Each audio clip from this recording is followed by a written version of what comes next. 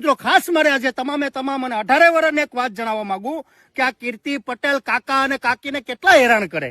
જોવું તો ખરા તમે મિત્રો, આ કીર્તિ પટેલની ઓકાત કે મિત્રો 100 વર્ષથી જો કાકા અને કાકીને ભાડું નથી ભરી શકતી ને મિત્રો પાસે કીર્તિ એમ કે ફ્લેટ મારો છે ને આ.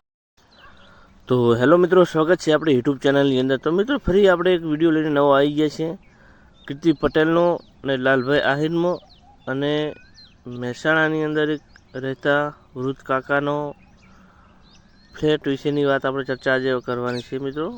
તો મિત્રો આશા કરું છું મિત્રો નંબર તો આપણી ચેનલ તમે સબસ્ક્રાઈબ કરી દેજો અને શેર કરવાનું ભૂલતા નહીં. તો મિત્રો હમણાં સોશિયલ મીડિયામાં બહુ ચાલી રહ્યો છે કીર્તિ પટેલ અને આપણા લાલભાઈ આહિર અને એવા આપણા ઇન્સ્ટાગ્રામમાં સારા એવા ફોલોઅર ધરાવતા ઇન્સ્ટાગ્રામનો સ્ટાર એવા આપણા વિશુભાઈ રાજપૂત. અને હવે એક નવો વિડીયો આવી ગયો છે એ કાકાના ફ્લેટનો વિડીયો બહુ પણ કીર્તિ પટેલ સ્ટોરી નાખે છે. લાલભાઈ આહિર પણ બહુ ઘણું બોલી ચૂક્યા છે. તો મિત્રો એ હમણે સોશિયલ મીડિયા અંદર બહુ વાયરલ વિડીયો થયો છે. કાકાનો ફ્લેટ કીર્તિ પટેલ પચાવી પાડ્યો એવું બધું લાલભાઈ આહિર કહે છે.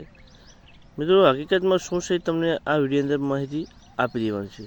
તો હાલની અંદર મિત્રો સોશિયલ મીડિયાને એવું સુરતથી સમાચાર આવે છે કે બધે અવારનવાર સમાચાર મળતા હોય છે સોશિયલ મીડિયા થ્રુ કે એ ફ્લેટ પહેલાં કીર્તિ પટેલનો હતો અને કોઈ સંજોગોના કારણે વેચી નાખેલો હતો.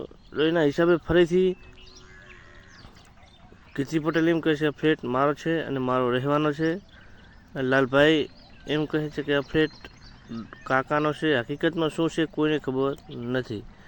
એટલે જેમ બને એમ વિડીયો શેર કરજો.